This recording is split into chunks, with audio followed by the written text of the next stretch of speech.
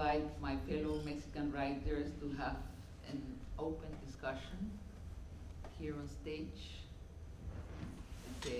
As I remember, it's Claudio Lomnitz, Pedro Palou, Jennifer Clement.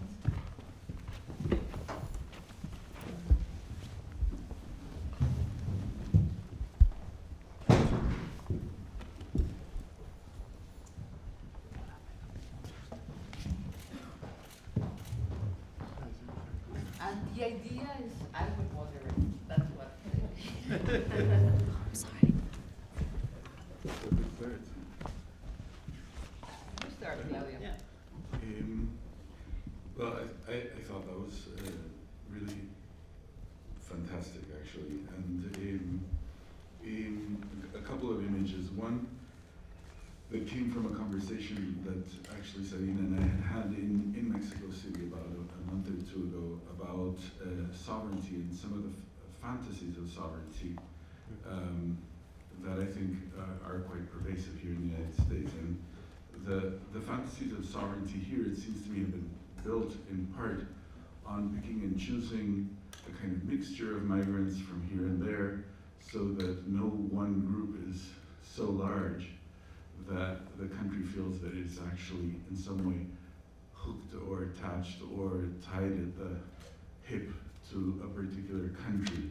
So the image of sovereignty is something that Americans are attached to, but that image does generate, I think, an effect outside the United States which could be comparable or compared to that of a drunken father, I think, that is an alcoholic father who is loving to a child one day and then beats the child the next, or loving to a wife one day and then beats her the next. And I think so. I would say maybe that would be my first point before passing on the mic, and then maybe a little footnote to that, which is that the Mexican situation for Americans, I think, presents a very rare opportunity, which is the chance of imagining something that I don't think is very often imagined either on the left or on the right in the United States,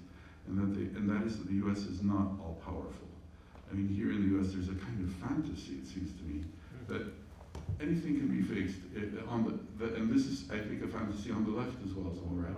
Anything can be fixed if the Americans just pull out or if the Americans just pull in. And the Mexican situation is an example of the limits of that fantasy, because Americans can't just fix it pulling in or pulling out, and they're just going to have to think about this in another way.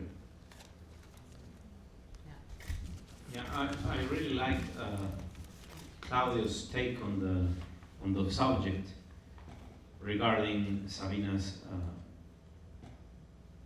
push on the idea of what are we really onto in this moment of history. And we don't have to be very, very brave to think about how a lot of Americans think of Mexico. So the pull of Donald Trump, for example, it's really shocking for a Mexican that is living in the United States. It's shocking because if you think about 1930s and you think about Mussolini, a writer of erotic pornographic novels, how he became the Duce of Italy, and a lot of people thought at that time, no, that's impossible. I mean, it's hilarious. He won't be at no point the person ruling Italy. And then Mussolini took Italy. And if you think about last night, the East Coast, apparently the place where in America we're thinking of some free thinking, leftist discourse. And then Donald Trump getting the 5 states, even Rhode Island, that went in the Democratic race to Bernie Sanders, and the 5th state's going to directly to Donald Trump. It is amazing what's happening in America. It's happening a discourse where the candidate is first creating the problem and then creating supposedly the solution to the problem that he has created before. And that's how we are now deciding in America. Not because we are posing real problems, because the candidate is creating the problems before and then supposedly creating the solutions to these problems. So Sabina is really pointing into some of the real problematic issues of this moment in America. We're thinking that, for example, free trade, and let's not talk only of Mexico, China, is the problem. And then Donald Trump says, we have a big problem because we're losing with China. We're losing with Mexico. And then, if you have a 101 economy course in college, you know that this is what it's called a commercial balance. No one is losing. It's just that the United States is importing more goods than the goods that they are exporting. So there is an imbalance. And many are goods, American goods assembled in Mexico. In Mexico, they come back. of course. They're counted for And then if you go into, for example, because that's also part of the phantasmagoric shame that Trump is it's creating. If you go into, for example, not only creating but trading the goods, if you are a person who has a transporting enterprise, you won't be able to transport those goods from Mexico, from Central America to America, unless you just switch to an American company that can trade the goods into America, because we are not allowed to really go into America if you have a trailer or a trailer company. So that's another problem, that we are not really doing good in our trade. And Trump is saying to everyone, Mexicans are doing so well that the Americans are doing bad because of the Mexicans. And this is amazing. If you have seen some of these spectacles, for example, before Trump goes into a rally, there is an event before where a person disguised as Trump fights some Mexicans, and then the Mexicans are thrown up, and they are just, obviously there is a mattress or somewhere. Really? Yeah, of course. Every rally before Trump's going to the scenario is beforehand creating some kind of a spectacle where Trump, as an actor, just really it's able to get rid of all these Mexicans. And the thing is that Trump is creating an scenario that it's not real.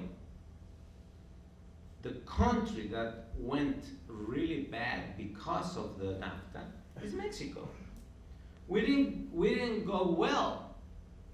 It's not real that Mexico really went so good because of this stupid idea of NAFTA, and then the United States went down because of the trade. No, all of our efforts in Mexico went down because of NAFTA, especially the field.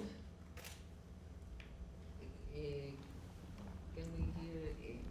Well, good evening, everybody. I'm happy to be here with these wonderful colleagues. I really enjoyed your piece, Sabina, very much. I guess, the one thing you should know is that my family is the only American family in history that moved to Mexico. Not So true. already I'm like a very Not true. strange feature here in the world. I guess a few things.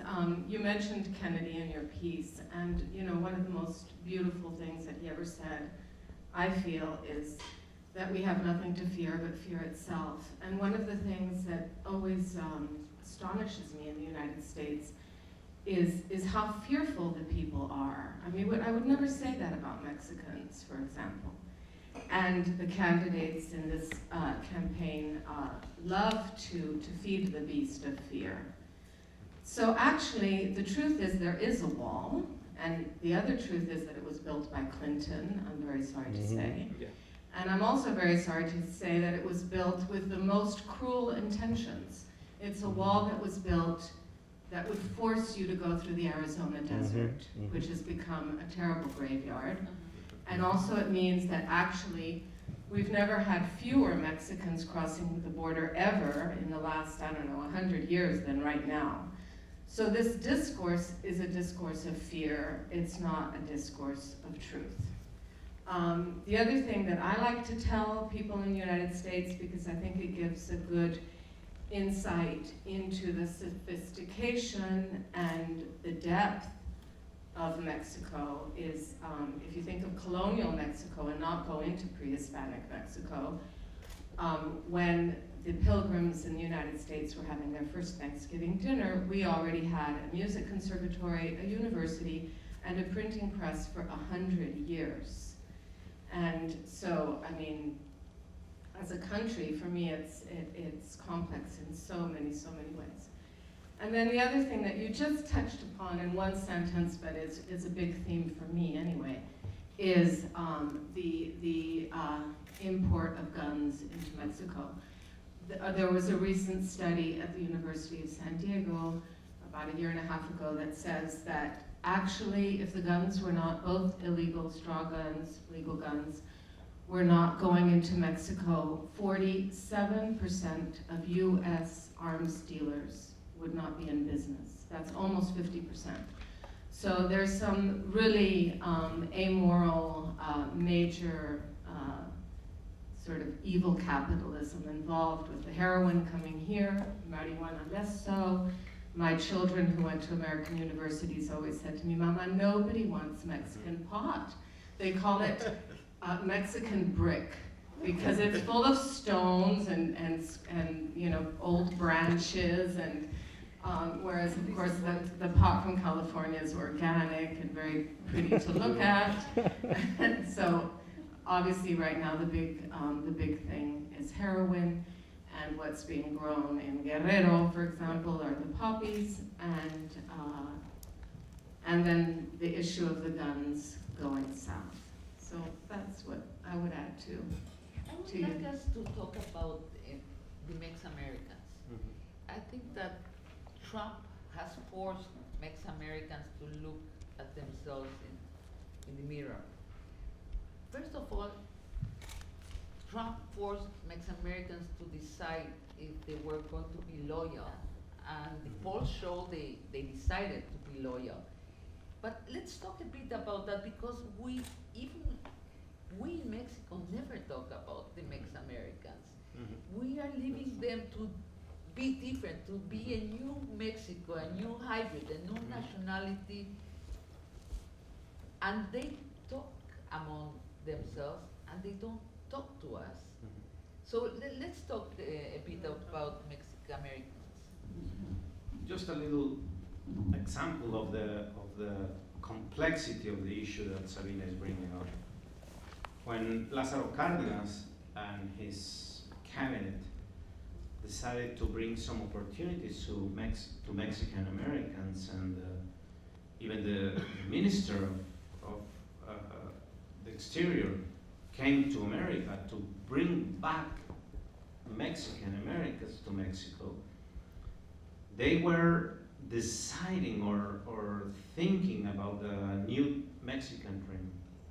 A new Mexican? A new Mexican dream in Tamaulipas with the new irrigator system and with cotton in the Laguna, and thinking if you come back to Mexico, you will be able to fulfill that dream that you went to America because you weren't able to fulfill it here. But probably that was the last time that the Mexican government had a connection to the people. That was the last time when Mexicans really believed in Mexico as a country available to a future.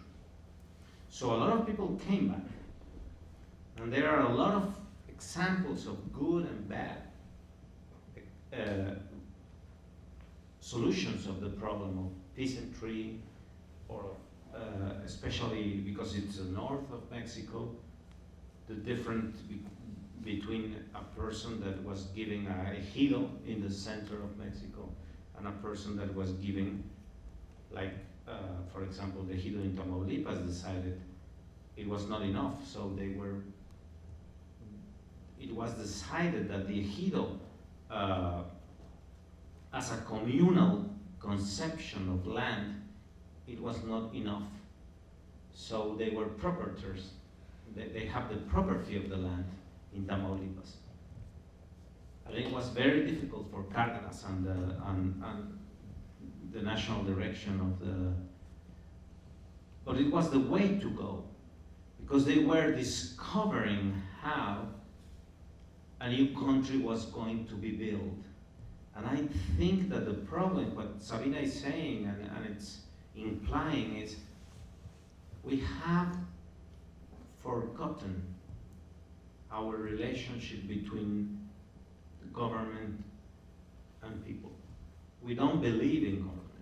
So there's no way that we can believe that there's going to be a solution in peasantry, in for example, in these crucial moments of Mexico, in the new energy law, that it's returning to private enterprises and private hands, but it's what was in Mexico one of our landmarks of social justice, that was the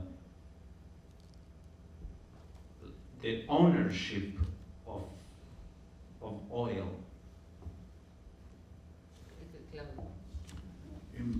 I haven't been in the US these past months, so I haven't been here for the Trump campaign. I don't have a sense of the pulse of what Mexicans here in the United States are doing or thinking, but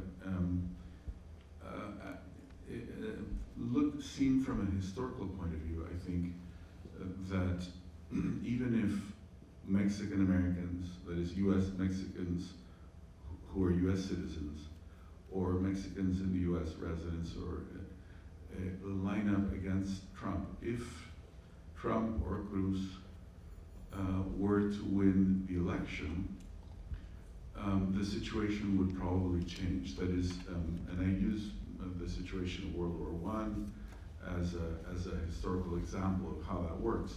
Once you get a very strong pressure to identify with the national line, then very likely you'll have a split in the Mexican community. That's what I would imagine, I would fear, and I think it could happen. And the reason why I think it could happen is that one of the things that Sabina's talk brought out, but that I think needs maybe some further thought, is the problem of the wall and the border.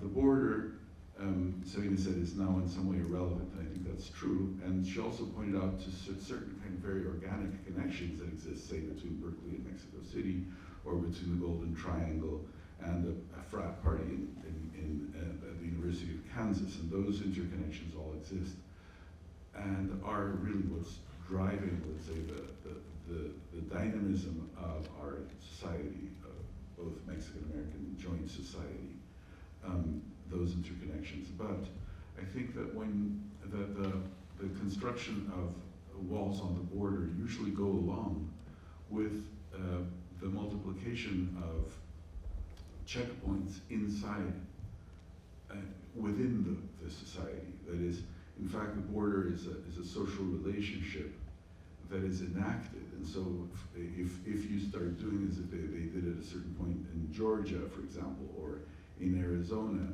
where it turns out that you have to show that you're legally in the United States in order to send your children to school, well, enrollment in the school becomes a checkpoint, and in some way the border is moved from the Rio Grande to a school in Georgia.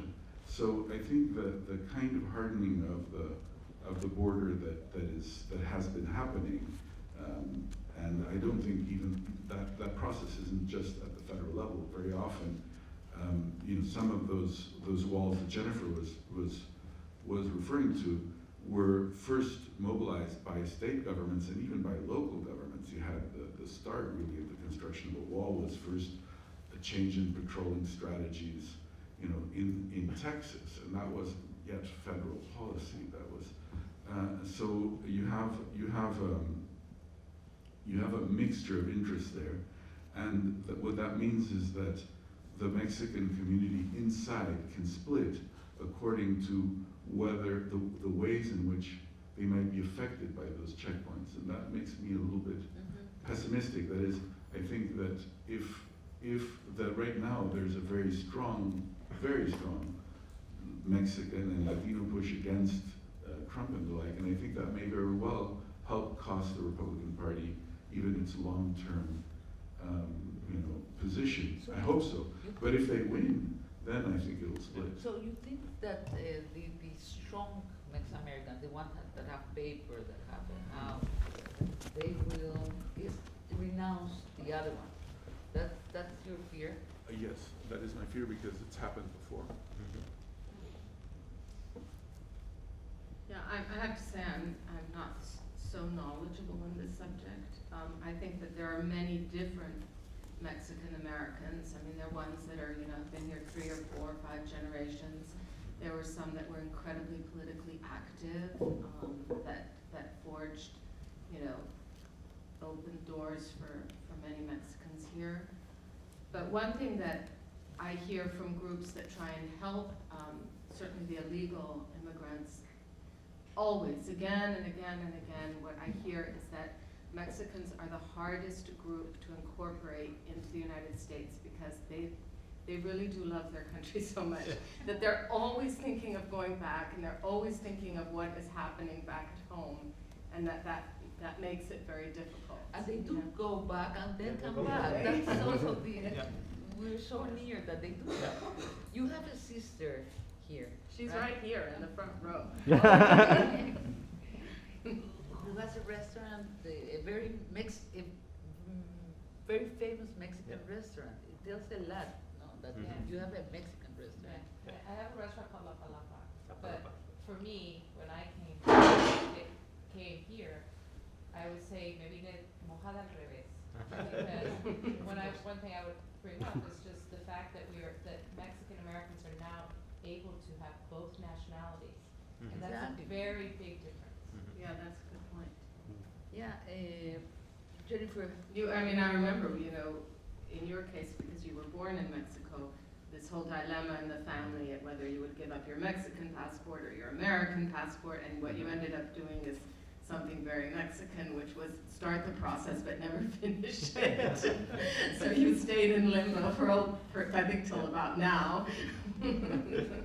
Now, for example, Jews, we are used to have 2 nationalities. Of course, always. Or 3. It's really cultural identities.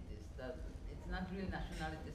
But it's easy because Judaism has been made to be that.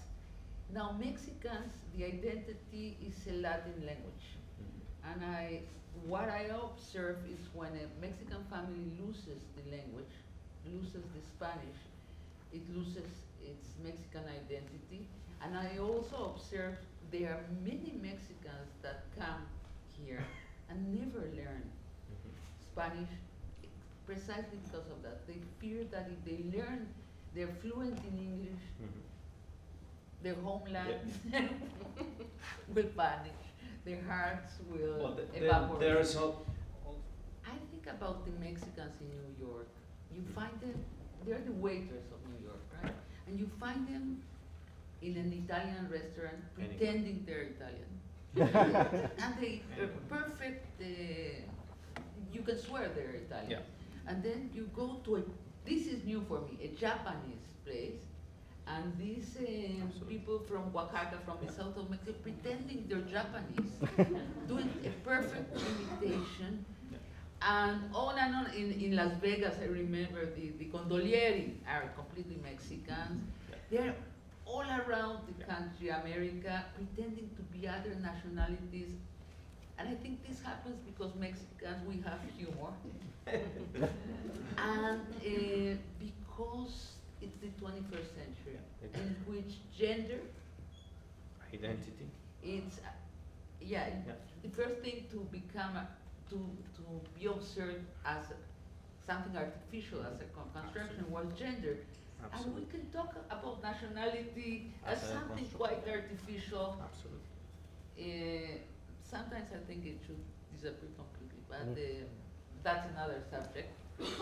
And I think it's very interesting, that good part Mhm. of globalization, the mobility of Absolutely. people and the mobility, psychological mobility of identity.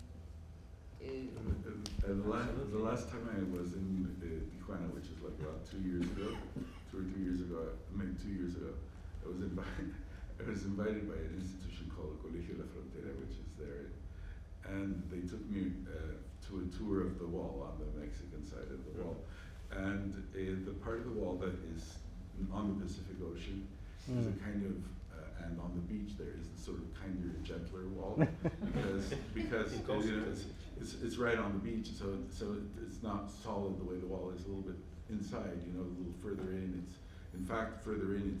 It's made, a lot of it is made of metal, I guess, Mhm. steel or something that used to be used for landing planes in I think the first Iraq War or something like that, and then has been retooled to be the wall on Tijuana. But when you get to the part of the beach, it's very nice because the wall is these beams, and so that like lizards can move across and things like that, which they can't further in, and you can see, your eyes can move across the wall rather than have the wall right there, right? And so but the stuff is full of graffiti, and there's this one piece of graffiti that I love that I wrote about once, where a lot of this graffiti is written by Americans on the Mexican side, you know, because there are a lot of Americans like Jennifer who, and it's not such a, by the way, a little parenthesis, I mean, there's always been a lot of Americans in Mexico, and it's not such a small number. So Americans are often doing graffiti on the Mexican side, commenting on the wall. And my favorite one was one that said, "Please don't feed the gringos." and so I think it really goes to the heart of it. That is, the wall. People are trying to think of the wall as keeping people out. They don't think of the wall as fencing Americans in, and the wall is fencing Americans in. I think more importantly, in the most important sense, is really in terms of the imagination. I think that there's a real threat in terms of just the ability to think things through, and this is true even at the point, even with regard to understanding the basic dynamic of movement, including absolute ignoring, for example, demographic trends. I mean, Mexico has now had its demographic transition. One of the reasons why people are crossing in much fewer numbers is because there are fewer people available to cross. And there's some math there, and that math has actually been done among by demographers here at Princeton and other places. So there's a certain, I think, closeness of the mind that's going with this. Another reason is because truly American factories are opening more and more plants in Mexico. In your pueblo natal in Puebla, Pedro is from Puebla. Was a director of the most important college in Puebla. In Puebla, it's a new city built by the money of the open factories built by the transnational. So before we open the And discussion that's why for Trump quite- says that he won't eat a Nabisco exactly. Oreo because the factory is now in Mexico. So it's absurd. Exactly. Before we open the discussion to the public, my last question: what do you think about this idea that the transnational factories are robbing the jobs of Americans? Does this make sense? But can America compete internationally with Nabisco plants in Nebraska? So that's part of the paradox of neoliberalism, because it has cost a lot of jobs in Mexico. No, it destroyed. It just destroyed the entire field.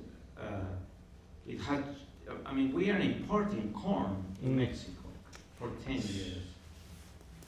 So, and if you look at, for example, at the just the truck coming into the United States, we have to leave our merchandise in the border, and then there's an American truck that, because of Hoffa and whatever, will transport those goods into the United States. We cannot transport those goods nowadays. So we are not in that position that Donald Trump says, that we are really creating some kind of void into the American job market, especially for blue collar workers. But if you see even Bernie Sanders' discourse, he got some of the voters of some states saying exactly the same half-truths as Trump, saying that the deal and the NAFTA was really horrible for Americans. And no one is really thinking about how that NAFTA really destroyed Mexican economy. Joseph Stiglitz says that the globalization doubled the wealth of America, but all that wealth didn't go to the worker class or to the middle classes. No. It went to the 1%. Of course. That's what he says in the last 30 years. Jennifer? I mean, I'm not an expert on the subject at all, but what I do know about the buses crossing the border is this recent case of Ayotzinapa, and that's exactly what happens. The passenger buses of Mexico get to the border, and the drugs are put onto Greyhound buses at that point and brought into the United States, and all that is about that. But I wouldn't be able to have an opinion on what is happening with NAFTA since that famous day when we also had the uprising of the Zapatistas, which was 1994. exactly the same day. It was a very symbolic moment for many reasons in Mexican history, and we could talk about that as well as part of that moment in Mexico's history. I just want to point out something that Jennifer said, that, and it's very important that we talk as loud as we can about the subject in America, that in 2008, President Obama went to the Senate and he talked about the change in drug consumption in America. And he said exactly these words: 380% went into the heroin business. It really grew 380% from the previous cents or whatever. And the thing is that from that huge amount of new heroin consumption in America, with a new demographic that Obama didn't tell, that now it's not just African Americans from 17 to 21, that now heroin consumption is going, for example, if female 21 to 28, and that most of the suburbs of the north of America are really, really threatened by heroin, and that most of the police work now is just preventing deaths from heroin. And now if we go back to Mexico, it results that 81% of that heroin comes from Guerrero. And all that heroin comes from Iguala.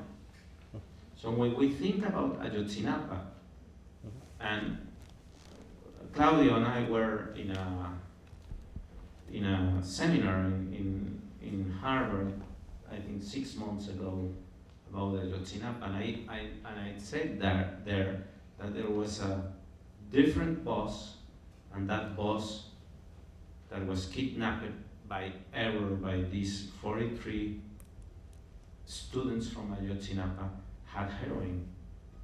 That's right. Yeah. And now it's the real thing that the GAA thinks and says out loud. But I and a lot of other people said it 6 months ago. They went into the mistaken boss. If here we are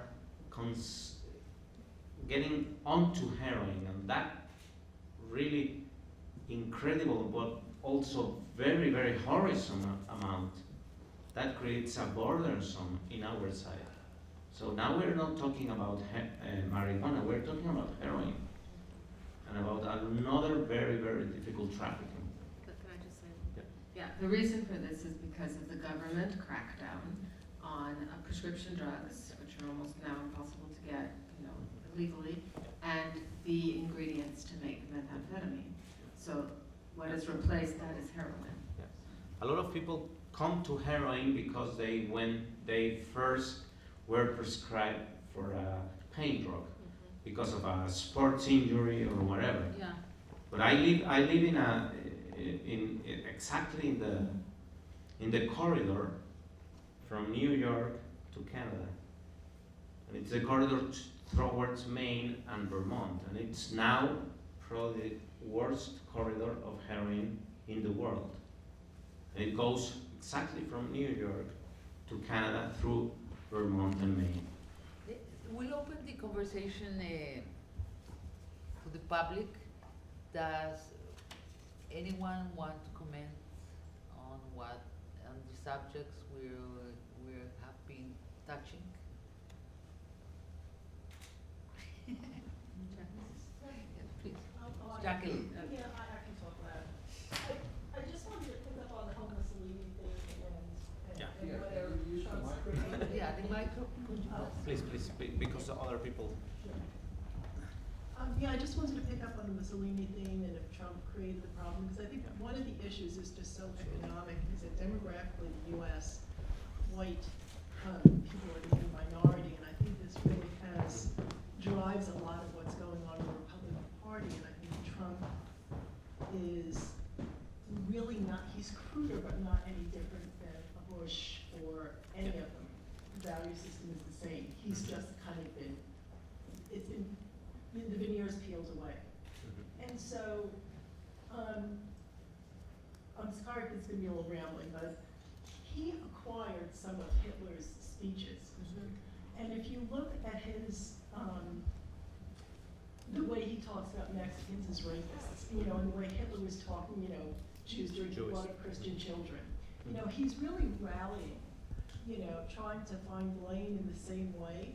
But I don't think that he created the problem. I think the problem is that a lot of the Republican influencers, the Koch brothers, and a lot of the people that have an agenda to privatize so much in this country and to expand businesses across the border, are really concerned.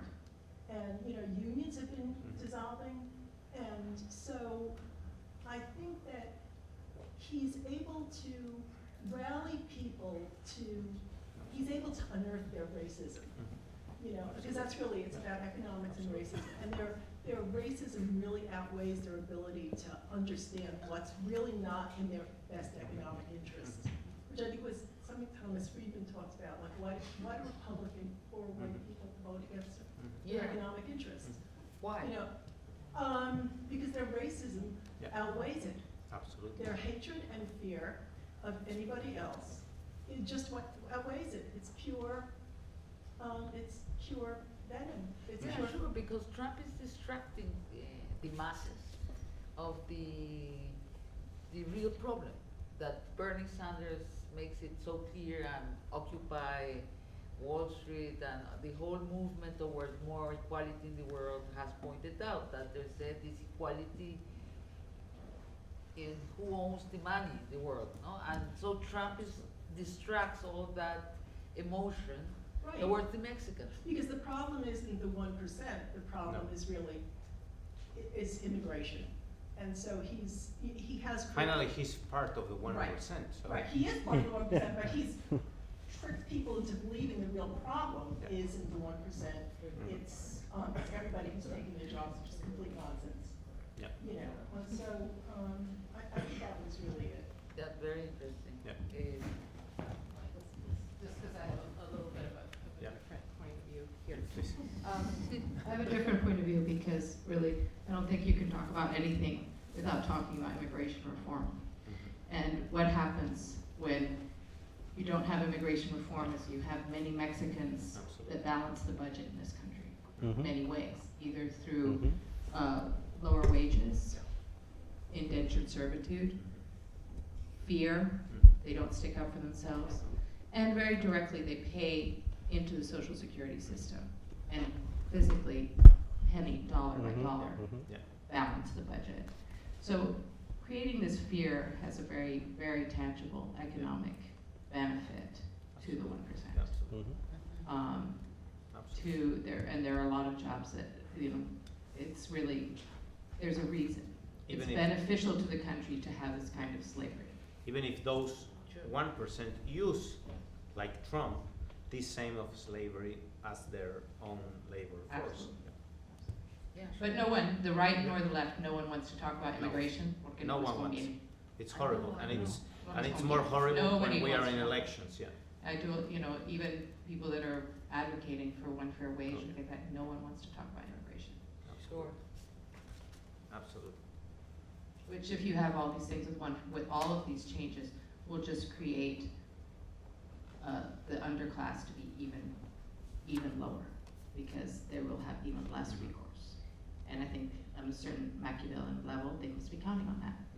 Which is It's- an awful paradox Makes for business. America that exports democracy. To have 7 million or maybe 10 million, we don't know how many million of people who are undocumented, who live in the shade, who really feel afraid, who are thankful for the minimum of respect. I just was in Yeah. California, in Oxnard, in the strawberry fields, talking with the undocumented workers, and they understand fully the Absolutely. problem.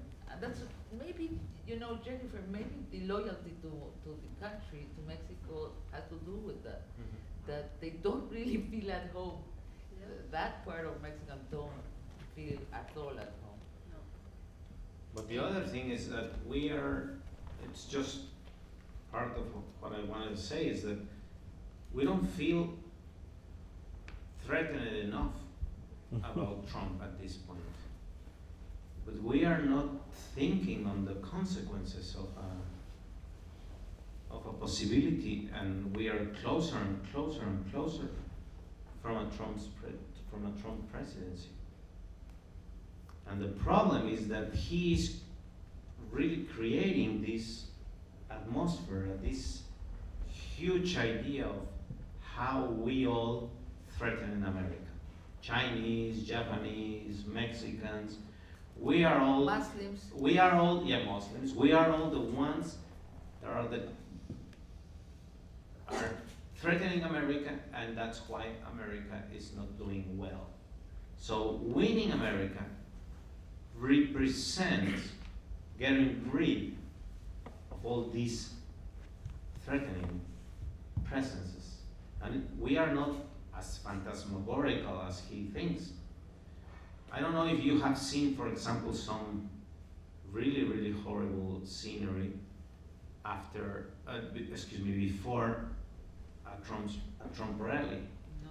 But there is an actor pretending to be Trump, and then there are some Mexicans, like luchadores, and then Trump goes into them and throws them behind of the scenery because he's really going through. So the people in the rally really go ravishing about Trump because he's really throwing away all these Mexicans, and it's a mocking scenery before Trump go into the scenery. I mean, that's really, really impressive, and it strikes me that no one has talked about how he's having these actors and himself being acted by someone else, threatening all these Mexicans I've never heard against about them. this. Yeah. And I'm obsessed by Trump. You're obsessed with So, well, just on another little tangent to do with Trump, the other thing that he does is he incites a lot of misogyny, and let's not forget he will be probably running against a woman. Mhm. And let's not forget also that in this country, black men were allowed to vote 40 years Yeah. before women. That's true. That's absolutely true. So the misogyny factor Yeah, is it's huge. really impressive. Yeah, I think that one of the things that I think is true, I don't understand a lot of economics, but I do think that it's true that liberalization, neoliberalism, world, trade agreements and all that have become a real threat for the American working class. And to me, the problem is that what's a bit difficult right now, tricky, is to say, well, look, that's a problem, we have to retract from it. And here we have, and with no sense of historic responsibility toward a place like Mexico is the problem. That is, you'd have to think about that in a way that already incorporates the Mexican situation as part of, let's say, an acquired responsibility. That's one thing. The other thing that seems to me to be kind of ironic about what's happening with this Make America Great Again business is that it does stand for both a Latin Americanization and a Europeanization of American politics, which would be like probably stand all Americans supporting Trump's hair on end. But the truth is that from a Latin American point of view, all of this is very easily recognized. It has a kind of, I think, an effect a little bit like Alien or something. You have like some kind of weird creature coming out of the belly. And this creature coming out of the belly, which supposedly is white and male, in fact, already has these weird attributes that are not so as entrenched in the US's traditions as people think. I mean, I find American commentators constantly looking for American precedents to Trump. And those precedents exist, certainly. You have know-nothings and long tradition of anti-intellectualism, long tradition of populism. You can go back to Andrew Jackson, whatever. But they don't like looking next door and saying, look, this, I'm sorry to say, it looks a little like, there's and there's an element of Trujillo. You have all of it. Absolutely.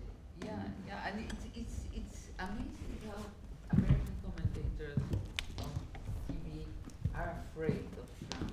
This is a new phenomenon, really afraid, and I think it has to do with chimpanzees. Absolutely.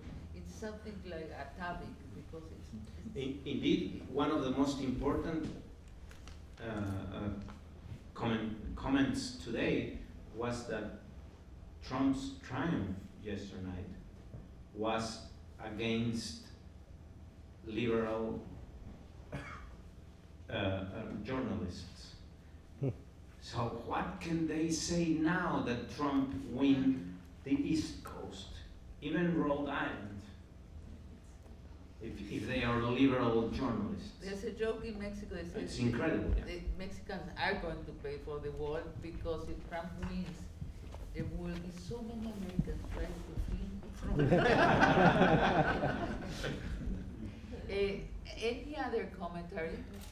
I actually have a question. I was wondering if you could tell us a little bit more about the new energy law in Mexico and if the U.S. was involved in any way, because I've heard a lot of gossip, but I don't have any real information.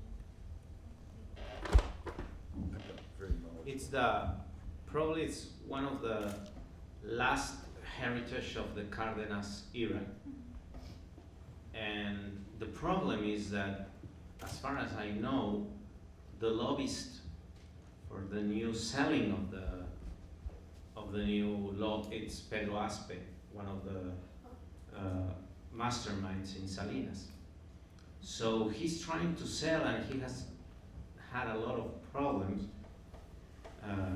The new reform to Shell or Exxon or whatever. So, but the real thing is that we will have a free market of gasoline in Mexico next year in 2017. But we are not really having the benefits that they told Mexicans that they will have. Because there's, at this point, even with the long ideas of selling the oil market in Mexico, we don't have an investor, a long investor for real transforming the oil to whatever. So we just have sellers of gasoline at this point, and that's what we were going to see in 2017. The difference between seeing a gasoline station from Pemex to now Shell, Exxon, whatever. That's the only thing that has been liberated. But Pedro has not been able himself to really sell the post-production of oil in Mexico. But the real thing is that if you, that at least is my perspective, again, thinking of this era of the PRI against Cárdenas and the 30s. So if you see the first, the normales rurales were really one of the highlights of Cárdenas era. So if you see Ayotzinapa as the consequence of the closing of the normales rurales because they were so leftist that they were, and then you were seeing the new energy law against the expropiación del petróleo, that it is not only a law or whatever, it's the most important symbolic post-revolutionary act of any other president in Mexico. I mean, oil expropriation created a new narrative for Mexico. So they're closing that narrative, and at the same time, they're not creating enough opportunities, or it's just again a private enterprise. So if I can summarize, we are again in the same position with Salinas, that we are not really creating neoliberalism, but cuateliberalism. Because Mexico didn't went really to, even if I hate neoliberalism, from state capitalism to neoliberalism, because they went from state capitalism to cuateliberalism. I mean, cuate in Mexican sense, my friends as the new owners. And now it's happening the same. Chronic Yeah. capitalism, that's how. Yeah, so it's not really neoliberalism or really opening the oil, but now who is going to be the benefactor of this apparent liberalization of oil production, and it's just against the cuates, and it's just by Pedro Aspe. Coming Well- from food again, I have to say maseca. Yeah. Okay, so every president has, Maseco. but also to me, I think that this move has to do with the democracy in Mexico. Mhm. Because now that there is democracy and that there are different parties and presidents and there is actually a handover of power, this privatization back to the cuates ensures the fact that the same people will maintain power over the oil regardless of the political Absolutely. party. So it's really a gutting of the Yeah. democratic. So the it's not a democracy. real, it's not a real democratic turnover, yeah, No, I there- agree it with isn't, you. and this will ensure that whatever happens, it will be Absolutely. independent from the actual economic wealth of Mexico. Because now, if you read, for example, the last interviews of Julian Assange, he says the same. He says that civil society is not really working anywhere in the world because it has been substituted by the digital economical turnover of money. So, and that's part of what happened to Mexico. We, and Sabina is here, and Claudio, we really worked and gave part of our lives to the democratization of Mexico. And it immediately, and we were part of what at that time was called civil society. Even if Carlos Monsiváis mocked us and said, I never see civil society, where it is. So, but that civil society that created that democratization movement, it was immediately kidnapped by Paris. So what I say in Mexico is we don't have a democracy, we have a partidocracy, and everything is ruled by the Paris. Well, I want to thank my fellow Mexican writers and thank you for coming to share this conversation.